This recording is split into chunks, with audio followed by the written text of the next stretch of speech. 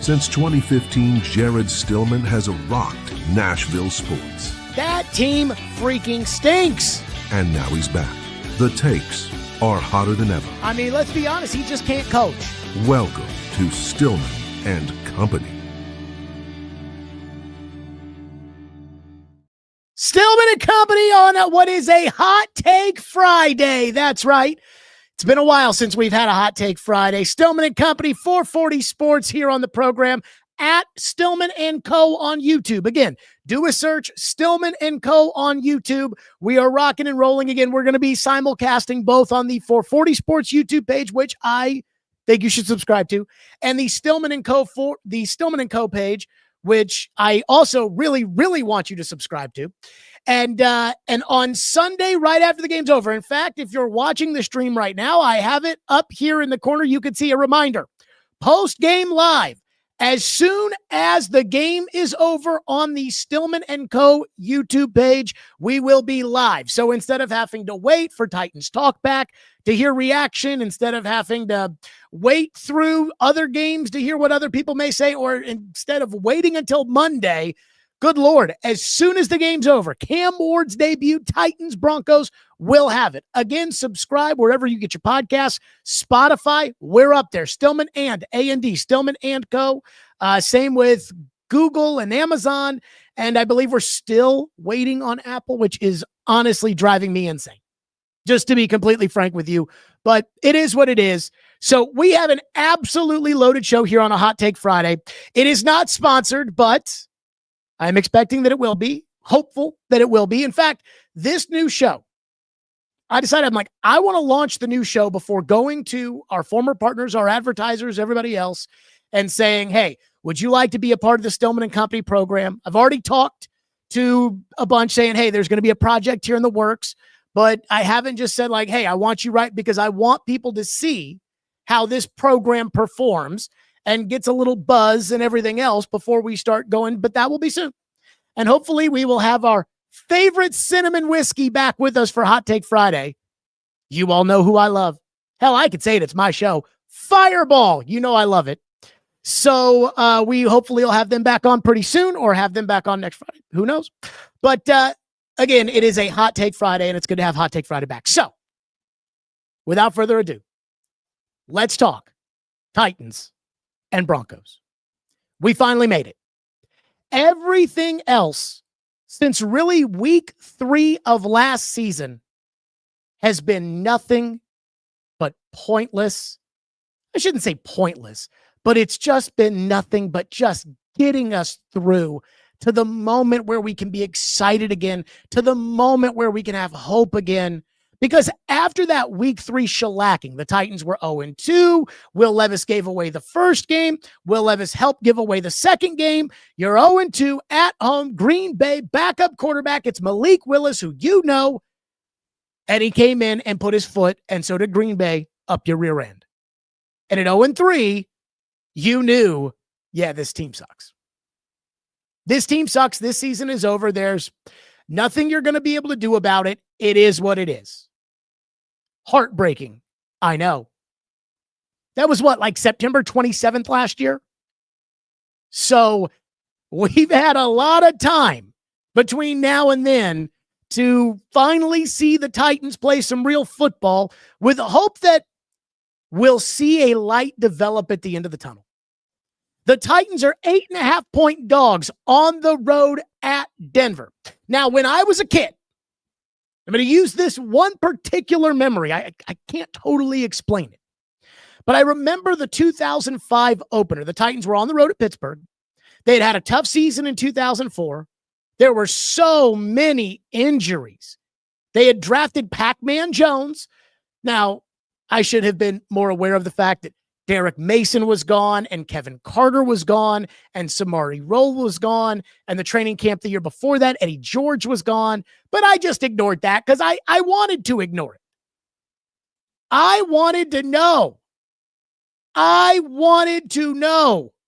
Right then and there, hey, this Titan team, they're going to be back. You'll see. Nobody was predicting the Titans were going to be good. The Titans had not been good the year before. But I knew in my heart, hey, that was just one off year. They'll be back.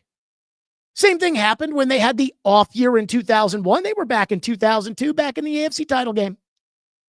They'll be back. I was a sophomore in high school, and I remember, I got to take the YouTube chat off while I'm doing this. You guys are killing me. Is it really Michael Keaton's birthday? Happy birthday to Michael Keaton. But I remember that Pittsburgh opener in 2005. And I remember through that 2005 Pittsburgh opener, I remember that day like it was yesterday. My uncle had come over. My grandfather, may he rest in peace, he was starting to slow down a little bit. My dad and my uncle had to have the talk about, hey, what are we going to do here? Grandpa's kind of slowing down a little bit. And I remember my uncle asked my mom about having a pressure cooker. I don't know why I remember that. And I remember that the Titans went right down the field on the first drive, scored a touchdown to go up 7-0. And I thought, yep, that's right. We're back, baby. Final score, Steelers 34, Titans 7. I believe the Steelers scored a touchdown on a fake punt.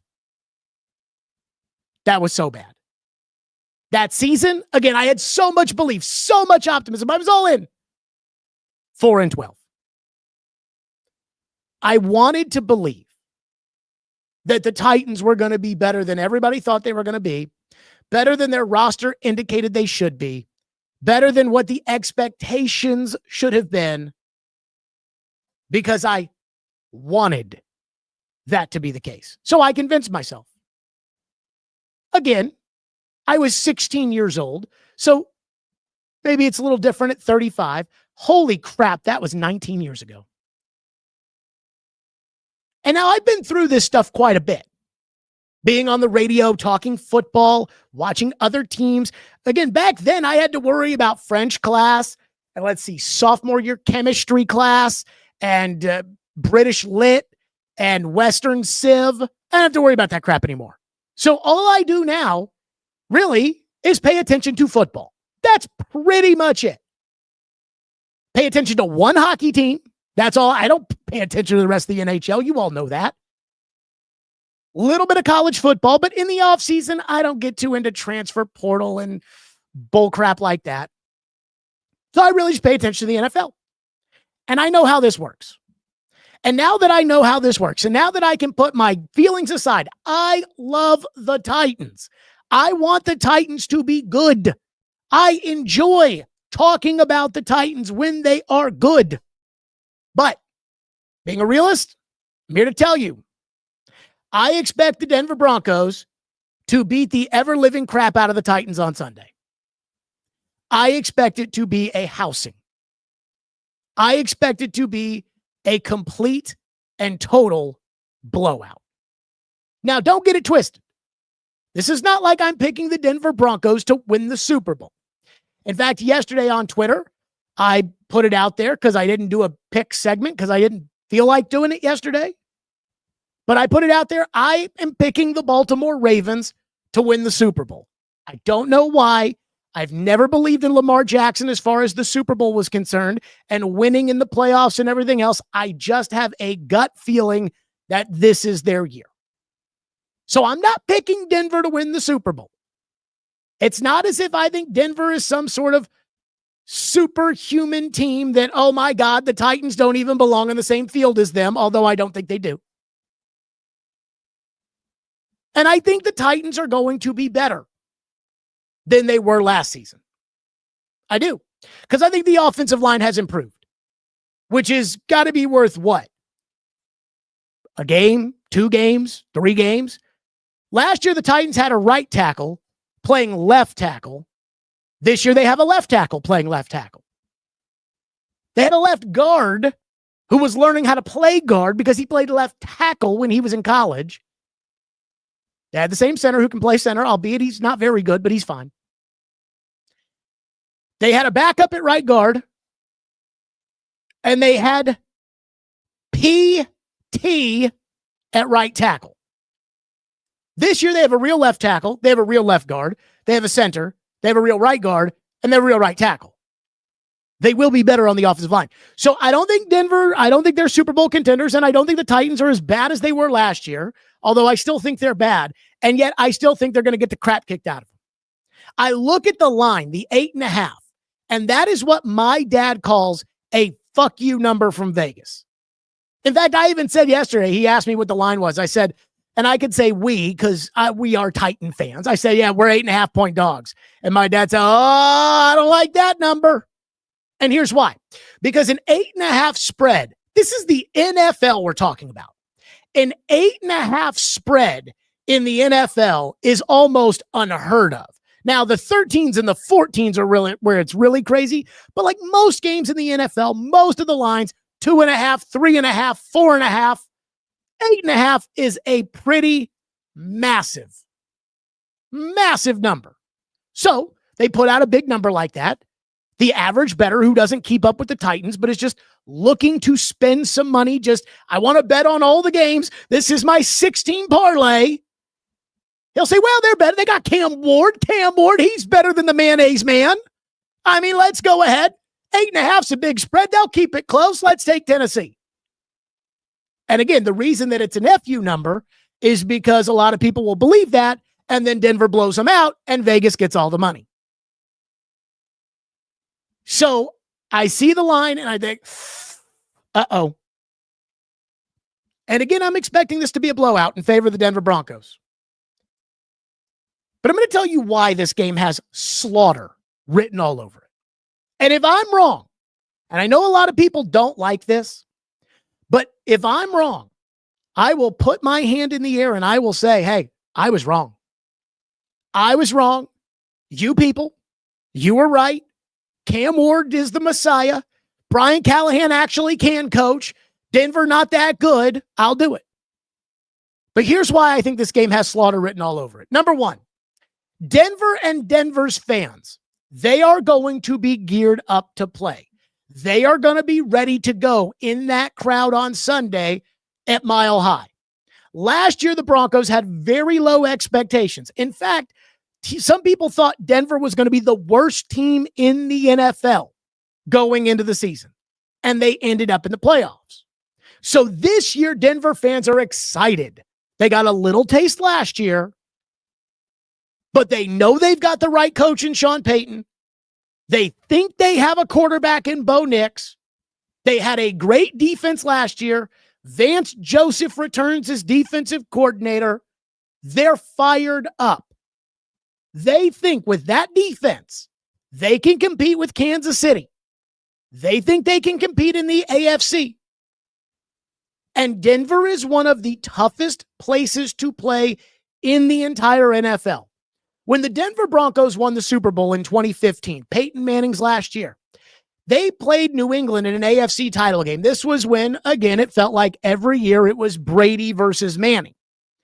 And so they met in the AFC Championship game, and the game was in Denver. And in that game, the Patriots had an average to below average offensive line, and they had to go to the silent count. And with Von Miller and DeMarcus Ware coming off the edges, Tom Brady was absolutely swallowed. He was miserable back there. And the Patriots, I mean, they kept showing it on CBS in that AFC title game broadcast.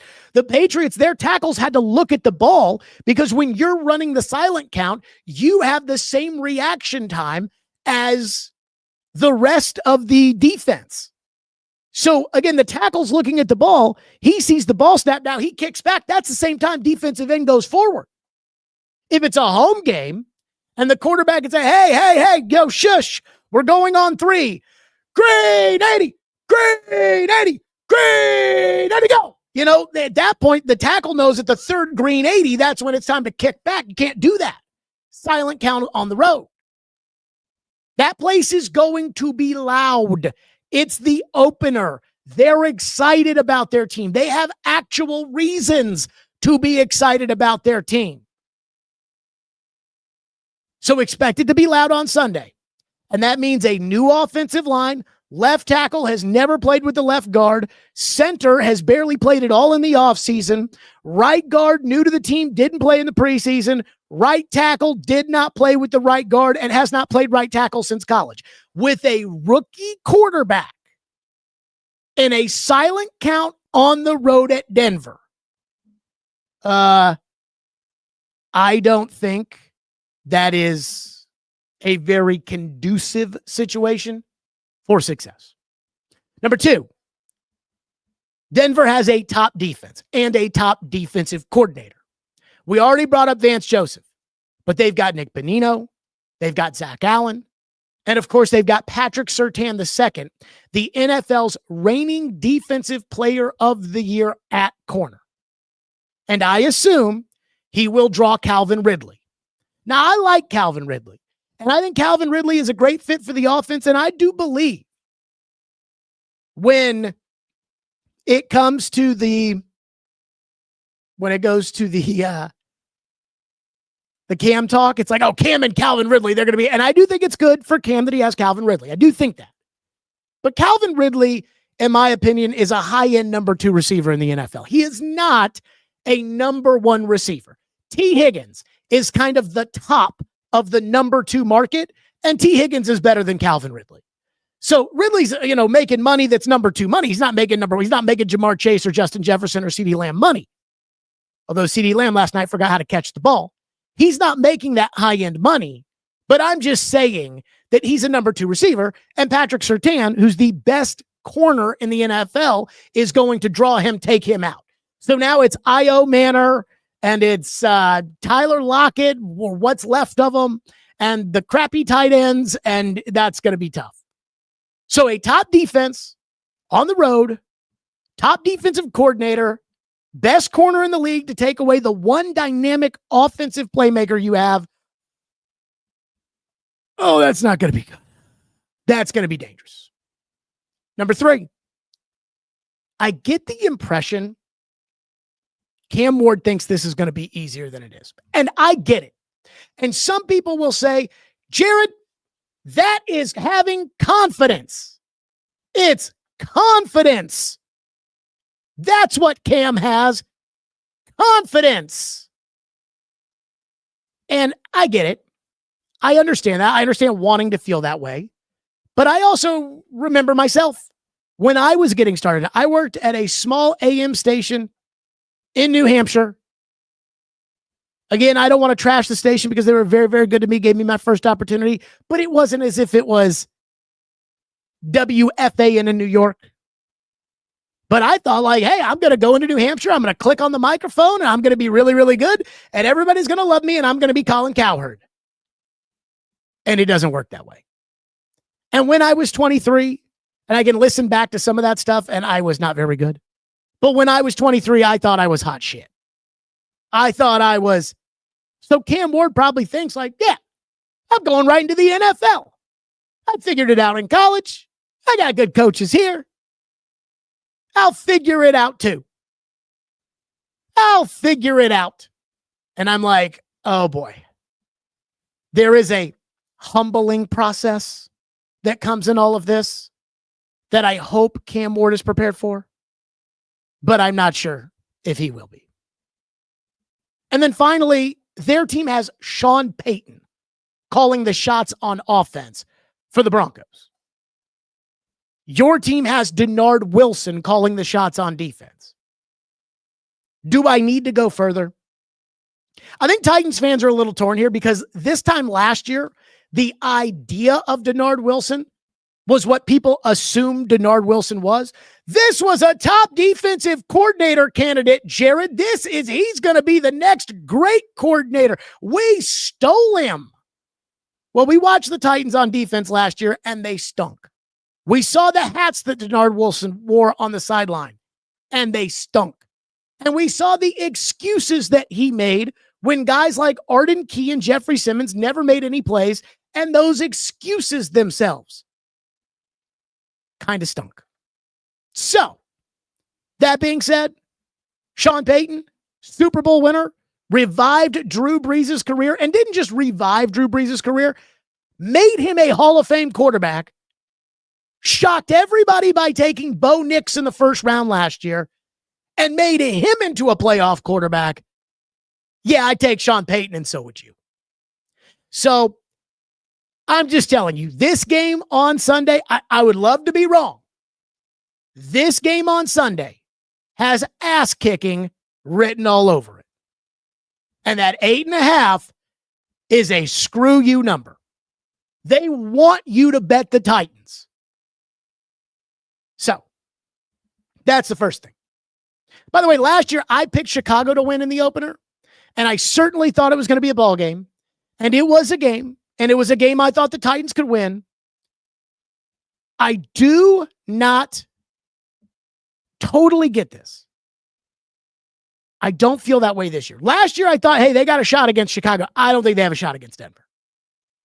I feel as if it is an obvious mismatch, and the conditions, the rookie quarterback making his first start, behind an offensive line on the silent count, one running back on the football team, one receiver versus a top defense with stars and the star defensive coordinator returning, it just has massacre written all over it.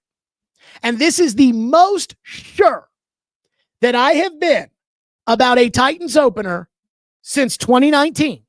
Remember when the Browns had all the hype, Baker Mayfield, Odell Beckham, Jarvis Landry, and I said the Titans are going to go on the road to Cleveland. They're not going to talk. They're just going to show up, and they're going to kick the shit out of the Browns, and they did. And I'm telling you, I feel the same way, but only opposite for this week against Denver. I don't want to upset anybody, but Denver in a blowout.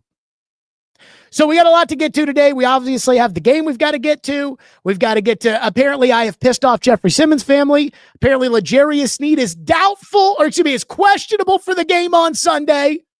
But first I got to say, I've been following along the YouTube chat. For this week and probably next week, we're going to be on both our YouTube page at Stillman & Co. and at 440 Sports. And I see people saying, hey, the YouTube chat's popping more in 440 than it is Stillman & Co. I encourage everybody to understand, in a couple of weeks, it's all going to be Stillman & Co. So go over there and subscribe. And, again, post-game live. As soon as the game is over on Sunday, this will just be the Stillman & Company YouTube page at Stillman & Co. Post-game live will be there. So go over there and get excited. Now, I'll indulge some of you people for a second that if the Titans are going to win, here's how the Titans are going to have to win. As I said, I think it's going to be an absolute blowout. The Broncos are going to beat the crap out of the Titans, and it's going to feel a lot like last year. Adam in Portland in the YouTube chat says he thinks the Titans win the game 17-14. Adam, I love you, baby, but I'm not sure that I'm going to go there with you. But if this is going to be how this goes down, Adam's score is probably close to what it's going to have to be. If you want to know how do the Titans win, can the Titans win, Jared, what will the Titans do, how will they do it, here's how they're going to win. By running the football and by taking care of the football. The Titans are going to have to score 21 points to win. Now, I don't think the Titans' offense can score 21 points, so they're going to need some help. Denver averaged 25 points last year, and so I think the Titans' defense has to hold Denver to 20 points or less. 21 points, you lose. The Titans are going to have to run the football and run it effectively. Denver's rush defense last year was second in the NFL in yards per attempt. So that means you're going to have to punt a lot as far as the game is concerned, because you're going to run, and then you're going to run some play action, and then it's going to be 3rd and 13. And every offensive coordinator, head coach wants to throw the football and does not want to run from shotgun with Julius Chestnut to punt the ball away on 4th down. But that's exactly what they're going to need to do.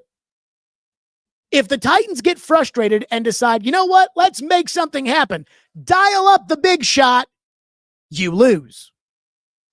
If you don't manage to run the ball effectively on Sunday, you lose.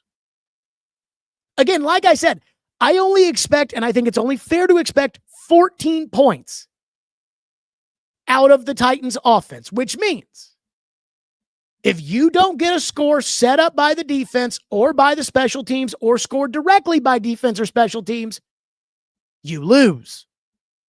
If you turn the football over and give the Broncos any points on Sunday, you lose. If your defense isn't as good as they think they are, and they allow the Broncos more than 20 points, again, they averaged 25 last year, and Bo Nix is entering year 2, you lose. And if you fuck up on special teams the way you fucked up last year on special teams, you lose. It is as simple as that. For the Titans to win on Sunday, it's got to be ugly. And I don't know if Brian Callahan can sit there and play that boring, ugly kind of football. Because young offensive coaches get head coaching jobs by throwing the ball up and down the yard, and that's what they want to do. And even when they can't do it, they convince themselves, I can do it. Just like last year against Green Bay. 4th and 1, they bring out the punt team, fans boo, I can do it, timeout. Let's run a play on 4th down. Steve Sarkisian did this on Saturday against Ohio State. Offensive coach. He's every 4th down, we're going for it. Like, dude, punt the ball. Put their young quarterback out there and punt the ball. Punting might be your friend on Sunday, but offensive coaches don't like that. The older veteran coaches, they're okay with it. The defensive-minded coaches are like, oh, yeah, punt. Like Harbaugh tonight. Harbaugh does not hate punting. But these new guru types, they don't like to punt. So if Brian Callahan's sitting there with his play sheet and they're running the ball for 3.2 yards a crack and he gets impatient, you lose.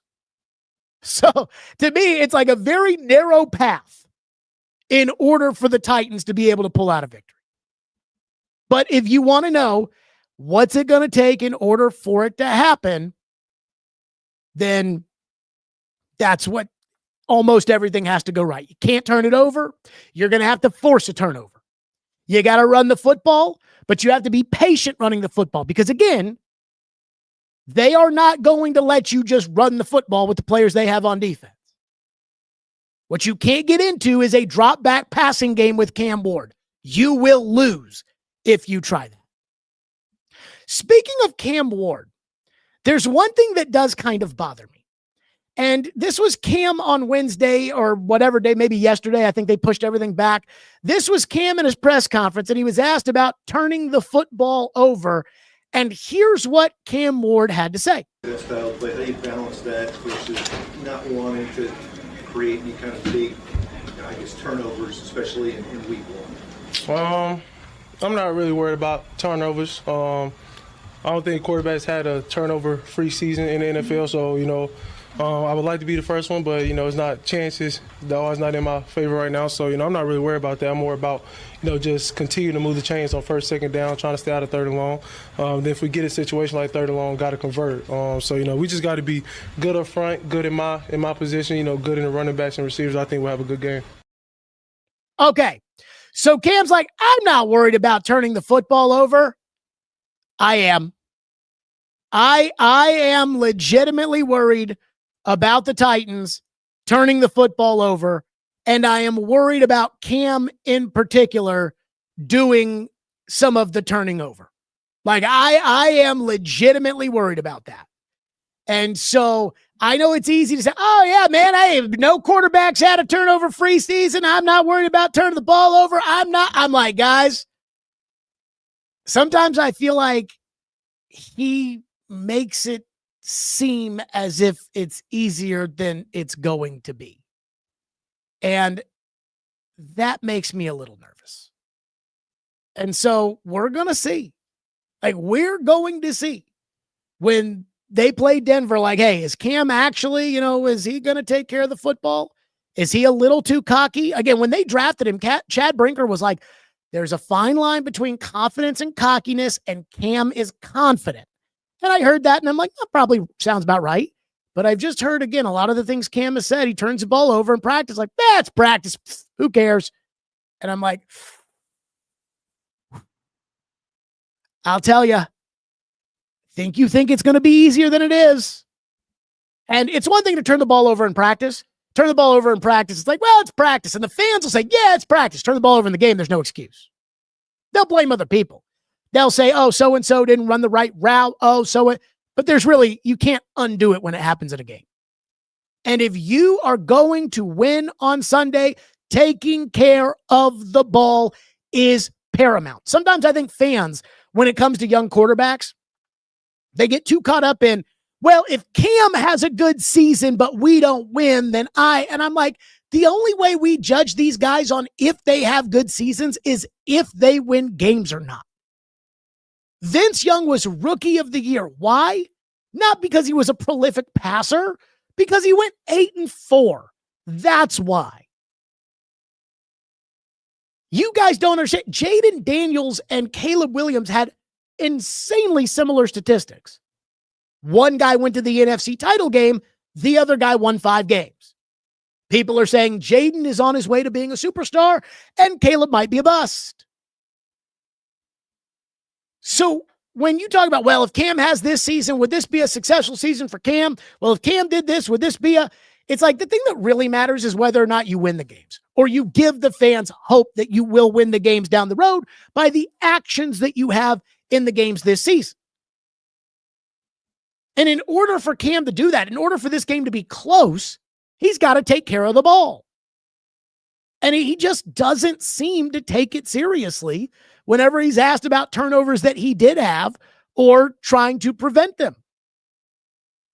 Somebody says into the YouTube chat when it came to Cam, said, what do you expect him to say? Jared, do you expect him to say, I'm extremely worried I'm going to go out there and turn the ball over? No.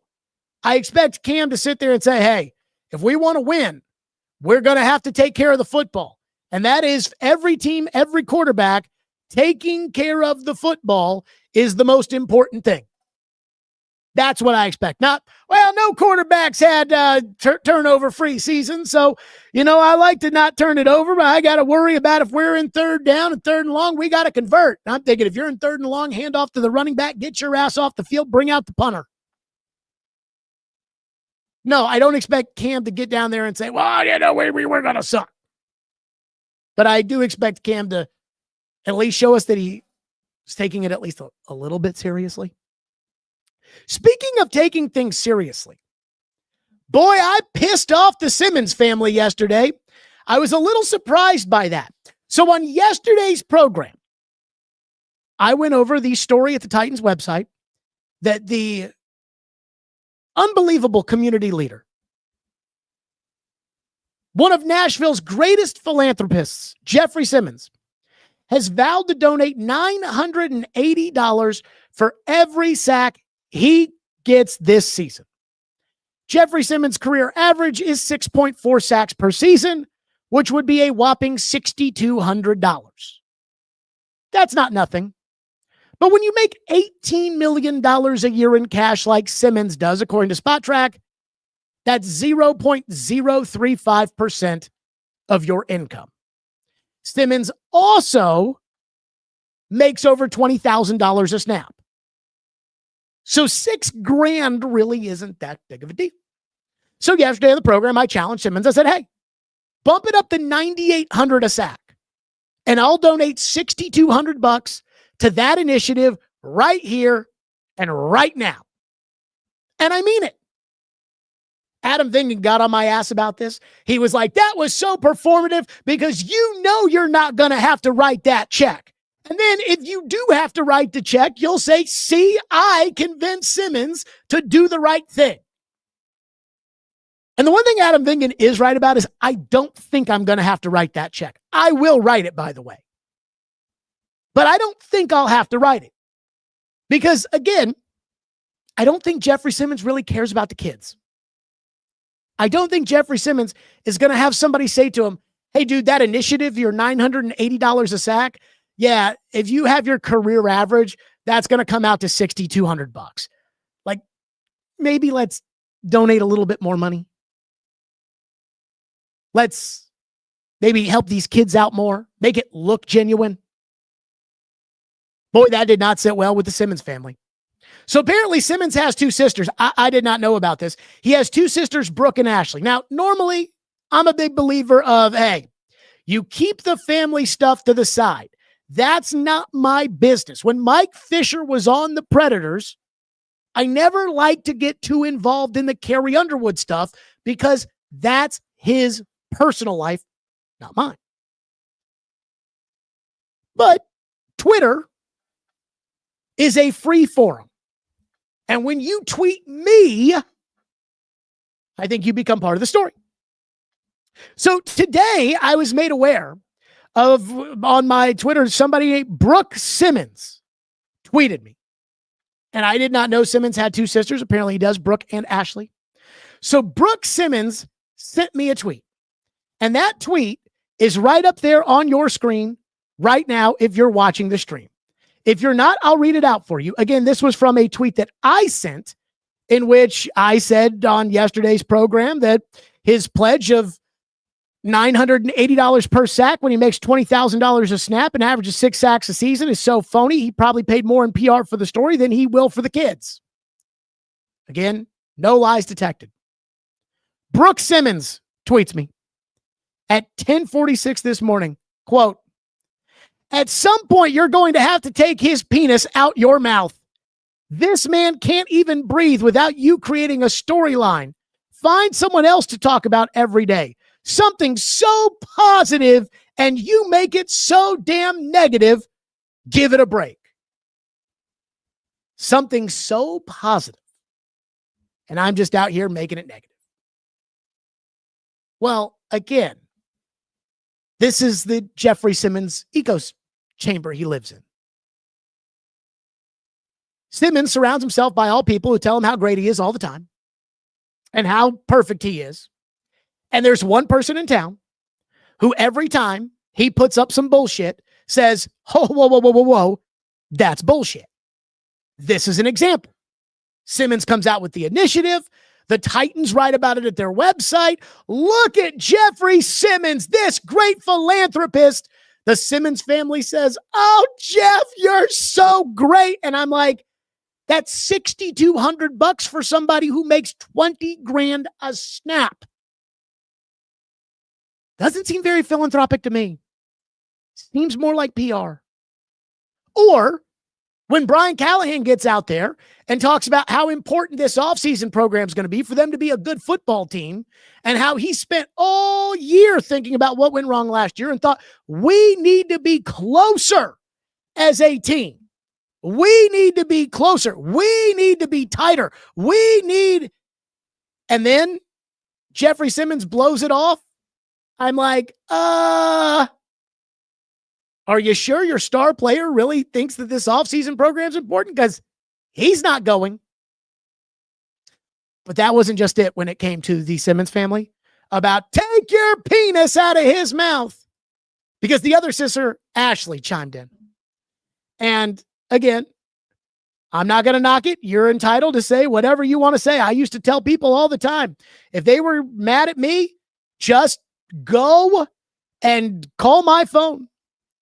Ashley Simmons says, Jared Stillman definitely mad because he couldn't get a new contract with 1025. It ain't Jeff's fault, buddy. I agree. But she also said, these people got to understand. I'll take it there with them about my MF siblings. Never gave a F about it.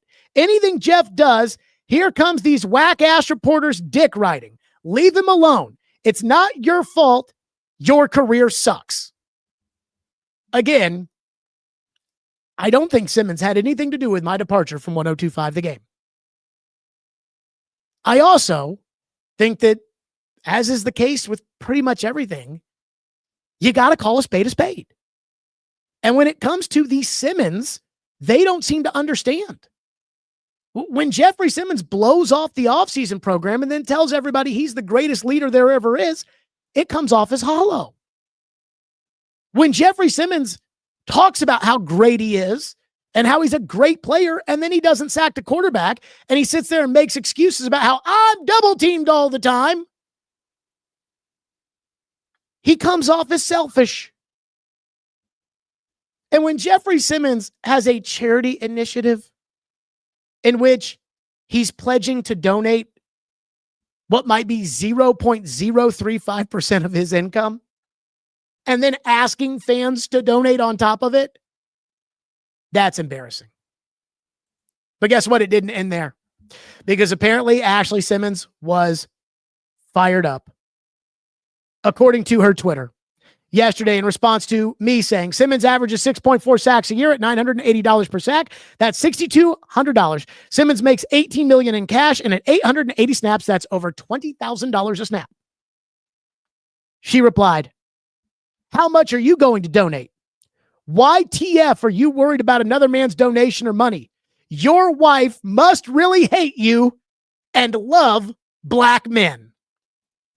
You'd have to talk to Lindsay about that. I mean, I don't think she doesn't love me, but maybe she does love Jeffrey Simmons. I don't know. But why do I have to bring it up? Because it's bullshit. Like, that's why I have to bring it up. Because it's bullshit. And at the end of the day, it's like, okay, you gotta at least be kind of honest if you're going to come after me. Just got to be a little honest. By the way, she wasn't done. She said, every week, you tweeting about my MF brother. What's phony about it? Your wife must be a huge Jeffrey Simmons fan because you keep his name in your mouth and in your tweets. The only phony person is your dumbass. Your career must suck. Your life has to suck. Well, I did lose my dog earlier this week, and that did suck. So if you want to say like, hey, Jared Stillman's life sucks, when it comes to that, yeah, that sucked. Now, that being said, when it was like, well, he's using his money, what about you and your money? Again, I've offered to donate $6,200 today to those kids if Jeffrey Simmons were to step up to the plate and announce that, hey, you know what? I realized $980 really isn't that much money when it comes to what I make and me sacking the quarterback. So let's make it $9,800 per sack. If Simmons did that, that check would be written within 5 minutes. Might just make the donation online. Done. Click. Boom. There you go. Post it. Boom. See ya. But my problem with Simmons is, again, what I said yesterday. It's the phoniness. It is the phoniness of how he operates. Again, you take Cam Ward fishing. And you take Cam Ward fishing because, hey, he likes fishing. I like fishing. So we're going to just go ahead and bond together. And then you bring the Titans video crew out there and they just show the whole thing. That's fake. In life, when it comes to leadership, people are looking for genuine connections. Not, hey, I'm doing this for the camera. If I had a charity drive, the Stillman Company, Souls for whatever, when all the cameras were out there, I was kissing babies and shaking hands. And as soon as the cameras went away, I said, beat it, scram, see you guys. Then you would have every right to criticize me. Tom Brady once said to Matt Castle, when Matt Castle ran a play that I guess there was some backside motion to it, and Castle forgot the backside motion, and so he didn't backside motion, and they completed the pass in practice, and Brady ripped his ass. And Castle looked at Brady, and he said, what do you mean? I forgot the motion, I know, but hey, we got to play. Brady goes, if you're going to hold everybody else accountable, you have to be the most accountable. Well, if Jeffrey Simmons is going to be a team leader, and he's going to expect everybody else to give their all, then he needs to give his all too. If Jeffrey Simmons is going to expect this community to look up to him as an example, then he's going to need to do it. And not just say, oh yeah, I'll donate $980 and $6,000, which is what I poop every 5 minutes because I'm making $18 million in cash. No, it needs to be genuine. It needs to be real. And it's not. And that's what this all goes back to. And the Simmons sisters can be as mad about this as they want to be. They can point the finger at me. My guess is, and Caroline said this to me today, she said, that's probably Simmons like telling them to tweet that. Simmons has actually blocked me, so the sisters are the ones doing the talking. Again, how hard would it be to say, you know what? He's right. Let's do $9,800. Forget about the $980. Nope. Instead, it's the sisters saying, your wife must love black men. Which again, maybe she does. I don't know. But it seems kind of defensive. Why are you talking about my brother when he's doing something so positive? Because if you made $100,000 and you wanted to donate the same percentage of your salary that Jeffrey Simmons is pledging to donate of his salary, it would be $35. That's why. Just give me a break. Steve says I should donate the money anyways. So I should donate as much money as Jeffrey Simmons is planning to donate this year. Do I get a full page at the Titans website if I do that? Again, not that I'm looking for that, but don't you see how it's kind of hollow in that regard? One person says, have some respect for your wife at least. Yeah, I do. You want to know how I'm doing it? By not saying, my wife doesn't like, she loves me. She can speak for herself and what she likes and doesn't like. That to me is the respect that I show her. She's a person who can make her own decisions and stand up for herself. And she's the 2024 reigning Canadian CMA Industry Person of the Year. And next week, Lord willing, she'll be back-to-back champs and the two-time CMA Canadian Industry Person of the Year. There is one thing about the game on Sunday that I guess I'm not surprised by. But at this point, I think even most people are now on my side. L'Jarius Sneed, according to Brian Callahan, is questionable for the game on Sunday against the Denver Broncos. Excuse me? What? What? Questionable? Questionable for the game on Sunday? So I know L'Jarius Sneed has bad knees. I told you when they traded for him, hey, Carrington Harrison, a radio host in Kansas City who's very plugged in, who I'm co-workers with at Sirius, Carrington Harrison has told me L'Jarius Sneed's knees are very, very bad. We played the cut where he was like, you may think they're not that bad. From what he's heard, yes, they're that bad. And people are like, oh, no, Jared, it'll be fine. Let Rand cook, Jared. When I was at the radio station, he went on the midday show, and they asked him, they said, hey, tell us about your knees. And L'Jarius Sneed said, Titans fans, you have nothing to worry about when it comes to L'Jarius Sneed's knees. And everybody was like, yeah, he didn't miss games at Kansas City. I'm like, every other team, except for you, every other team in the league, every other team said, no, we're not interested in those knees. Minnesota had a better offer on the table. Their trainers or doctors talked to Kansas City's trainers or doctors, and they said, yeah, no, we're good. But the Titans did it anyways. That was Rand Carthon's fault. He's been fired. But the felonious part in all of this is the Titans don't have a backup corner. Jarvis Brownlee starts at one outside spot. Roger McCreary starts in the slot. And L'Jarius Sneed starts at the other spot. There is nobody there to go in and take his place. And yet here we are, week one, and L'Jarius Sneed is questionable for the game. And that's on them. Number two, somebody needs to explain to me how L'Jarius Sneed was physically able to perform, thus got off the PUP list, has practiced, and is now questionable for the game. Did another mysterious helmet hit his quad? By the way, and I said this on Twitter, and even though we're not coworkers anymore, I still demand an apology from Derek Mason, Willie Donegan, Adam Vengen, who last year were like, you can't get on the Titans for L'Jarius Sneed. It is a quad. It's not the knee. And I'm like, nah, it's the knee.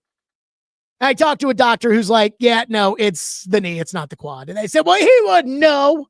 Unless he diagnosed Sneed himself, he wouldn't know. And here we are.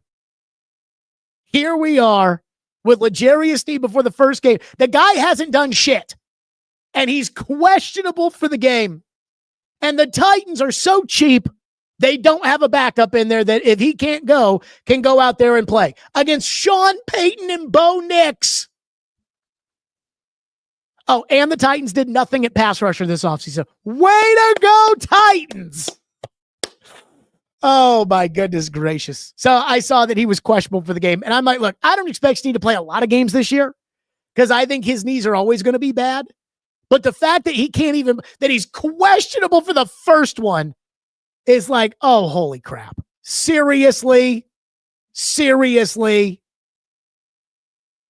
The Titans. And not only that, those guys, they just kowtow. Those coaches, they just kowtow when it comes to Sneed and Simmons, and the real losers on this team as to why this team sucks so bad, the guys that don't really care about winning, the guys that don't really care about the team, the guys that care about their money and their stats and everything else. And all these guys do is burn them. Like, they go all in to defend Simmons, and then he doesn't show up for OTAs. They go all in to defend Sneed, and then he allegedly gets involved in a car dealership shooting or can't play or can't anything. It's just such a joke.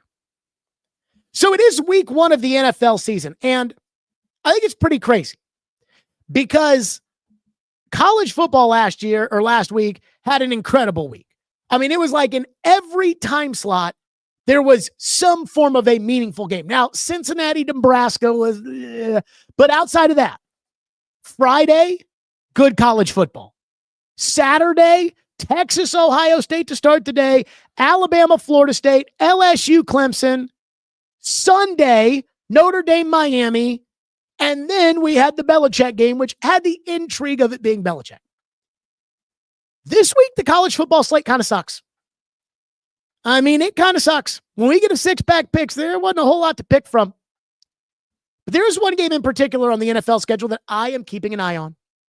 And that is the Las Vegas Raiders against the New England Patriots. And you want to know why I'm keeping my eye on the Las Vegas Raiders versus the New England Patriots? You already know why. Because the New England Patriots are favored, I believe, in 11 of their 17 games this year. People are predicting that they will make the playoffs. And the reason they believe in the New England Patriots is because they have hired the great Mike Vrabel to be their head coach. Now, I wondered when Vrabel left here, was he going to look in the mirror and was he going to say, hey, here's what I did wrong in Tennessee. I need to be less arrogant. I need to be more open to hiring a staff with qualified assistant coaches. I need to not be enamored with my boohoo buddies. I really need to take my head out of my ass. And then if Vrabel could do that, he could really develop into a truly great coach. But when Vrabel, after the third preseason game, talked about having rats inside the building, I had seen all I needed to see. He's the same guy. It's the same guy. My guys, Todd Downing and Jason Hodeling, who, by the way, are both on the staff in New England. My guys. I'm so smart. My team, my operation. You'll see I'm the best. The arrogance he just can't shake. He is a hardworking football coach. He is a great motivator. He has very good people skills. But man, he just can't stop sniffing his own underwear. And so I'm going to see. I mean, I expect the Patriots to beat the crap out of the Vegas Raiders. But this season, everybody thinks Vrabel, because he's the coach, they're going to be so good. And I'm saying, well, let's see. Because he still has Todd Downing on his coaching staff, who, by the way, is the receivers coach and has never actually coached receivers in the National Football League. And Vrabel went in there. He's got final say on the roster. Vrabel went in there and gutted the entire previous year's draft class with the exception of Drake May. Again, screw your guys. We're going with my guys because I know, because I'm the great Mike Vrabel. And while I think Amy has made bad decision after bad decision and replacing Vrabel with Brian Callahan, because Brian Callahan will do whatever it takes to go along to get along, unlike Vrabel, was probably an overreaction. But at the same time, Mike Vrabel had worn out his welcome. He was not effectively coaching this team anymore. And it was time for him to go. Well, now we're going to see. Was I right? Or is everybody out there that just is obsessed with the great Mike Vrabel? Are they right? Again, I don't know. But we'll see. That's why I'm excited. That's why we play the games. I already know the Titans are terrible. I already know the Titans make bad decisions. I already know the Titans are going to be terrible this year. I already am pretty certain Brian Callahan's not a good coach. But at least there's a scoreboard now where, hey, we're going to see with Mike Vrabel. Jenny says over under on games for Callahan this year at 5. Let me say this. I want to say it's game 7 that they play Vrabel and the Patriots. If they're 2-4 going into game 7 against Vrabel and they lose, I think that may be it. I think at that point, they may fire Callahan. And they've got the perfect guy to take over, Mike McCoy. He's a senior offensive analyst. He's a former head coach in the league. You can fire Callahan. You probably have to fire his dad too. You can fire Callahan, and the next day, Mike McCoy's the interim head coach, and then you go back to the drawing board to go find your own head coach. So one thing that I do want to do on the new show, that last year we ended in a dead heap after the Super Bowl. I believe the record was 86, 86-2, was 6-pack picks. Now, the one thing about 6-pack picks this year that I'm really sad about is the fact that Ian is not on this program. Now, I still love Ian, and I one day would not be against working with Ian, but he's no longer here for 6-pack picks. But that doesn't mean that we are not going to do 6-pack picks, which we have done even before I started working with Floyd. I've been doing this for 11 years. So the way we do it, we take 6 games, usually 2 college games, 4 NFL games. We pick them against the spread. And then at the end of the year, we see how much we would have made or would have lost, and we go from there. So when it comes to 6-pack picks, it's time to, in my opinion, start right away with our college games this week, which is a bad college schedule. Am I the only one that's looked at this college schedule and said, not pretty? So we start with our first game, Vanderbilt. That's right. Vandy's going to get the love. Vanderbilt, Virginia Tech, 6:30 on Saturday on the ACC Network. I believe I get the ACC Network. I think I watch a lot of Louisville games on there.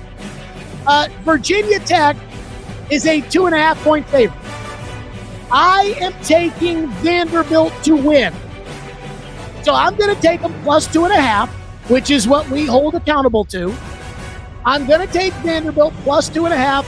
And I'm telling you right now, you get no bonus points for this, but I'm going to tell you right now, Vanderbilt outright win. Look, Vanderbilt's talked a lot of shit. Diego Pavia, those guys talking about national titles and things like that. Well, if you're going to do it, the way you have to do it is you have to beat Virginia Tech. And Vanderbilt would then go to 2-0. Our second game,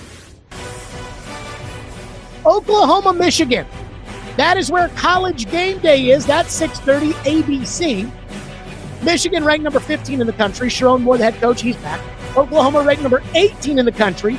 Again, Brent Venables on the hot seat at Oklahoma. I don't think anybody knows if he's actually a good coach. They are 5.5-point favorites. I am going to take Oklahoma, and I am going to take Oklahoma big. And I don't know why. I don't know why I'm taking Oklahoma big. Again, this is kind of a feel it out period for everybody there. But I'm going to take the Sooners. They're at home. Michigan just kind of feels like a shell of themselves since Harbaugh left. They've got a true freshman quarterback who's supposed to be the greatest true freshman quarterback ever. I'm a little, we'll see. I'll take the Sooners. Which takes us now to our NFL game. Now, I do not actually know what music YouTube is going to use today for Kansas City versus the Chargers. Again, that is a YouTube exclusive game, and it's also on YouTube TV. The line is Kansas City minus 3.5. So I thought to myself, the way I do, sometimes I'm like, okay, I think they'll win by 7 points. Okay, I think they'll win by 2.5 points. The way I did this was, what was I expecting in the game? And for me, I was expecting a typical Kansas City Charger game where the Chargers are right there with them the whole way. It's a close game, and then boom, at the end, the Chargers screw it up, or Kansas City makes a miraculous play and they win. The line is 3.5. I'll take the Chargers plus 3.5. Kansas City will win. I'm going to go Kansas City tonight, 24-22, but that would allow the Chargers to cover that 3.5. And I use the NFL Network music because, well, I don't know what music YouTube is going to use here. Noon on CBS. Now this one, very exciting. I'm surprised it didn't get moved to a better time slot. Noon on CBS, Pittsburgh, Aaron Rodgers on the road at the JETS Jets. Pittsburgh is a 2.5-point favorite. Again, usually you get 3 for home field, so they think Pittsburgh is 5.5 points better than the Jets. And I am going to pick the Jets. I'll take the Jets plus 2.5. I think the Jets will win outright. I'll go Jets 17, Pittsburgh 14. And the reason I am going to pick the Jets is because every year there's always kind of 1 or 2 just fucked up games that when we look back on it, we're like, how did that happen? Last year, the Bengals lost in week 1 to the Patriots. And it's like, how did that happen? Like, what? And I think this year, week 1, Pittsburgh, a bunch of new parts, moving pieces. I think Justin Fields sucks. I think the Jets are stupid. I think Aaron Glenn is overrated. But I think the Jets will win week 1. So I will take New York 17-14, and I will take the 2.5 points. Sunday Night Football. Derrick Henry and the Ravens against the Buffalo Bills. A rematch on NBC of that great divisional playoff game. Lamar Jackson put up or shut up time. He put the ball right into Mark Andrews' breadbasket, and it hit Mark Andrews right between the numbers, and he didn't catch it. The line is Baltimore minus 1.5. Now, I have said Baltimore is my preseason Super Bowl pick. Now, that's not really going out on a limb, but I do like Baltimore this year. I like Buffalo at home on Sunday. Usually the team that wins in the regular season is not the team who wins in the postseason. I think Baltimore will get Buffalo this year in the postseason, but not on Sunday. I'll take Buffalo 21, Baltimore 13, Buffalo plus 1.5. In what I think will be kind of more of a defensive game. Although I am excited. That's a good Sunday night football game. And finally, the game everybody's been waiting for us to pick. The Titans and Broncos on Sunday on Fox, 3:05 Central Time. Denver, 8.5-point favorite. I am going to lay the points. I am going to lay almost 9 points in an NFL season opener. If this were a neutral field game or this game were being played in Tennessee, I would probably take the Broncos -6. But I probably wouldn't take 8.5 in Nashville. I will in Denver. Week 1, rookie quarterback, new offensive line, silent count, terrible coach, going up against a very good coach and a team with a lot of energy based off of what they did last year. I think it will be an ugly game. I think it will remind you of the Titans games we had to sit through last year. I'm going to go Denver 35, Tennessee 13. It will not be pretty. But maybe the Titans will figure some things out and down the road be a little bit better. And those are our 6-pack picks. Stillman and Company, great first week here on the 440 Sports Network. And I want to remind everybody, wherever you get your podcast, we will be up on Apple Podcasts. We will be very shortly. So get on Apple Podcasts and get on, right now I just can't do anything on Apple Podcasts. Get on Spotify, get on Amazon, get on those, subscribe so you can listen. Obviously YouTube. And I want to tell everybody, be sure that you, when it comes to the YouTube channel, be sure that you are subscribed to the Stillman and Co. at Stillman and A&D Co.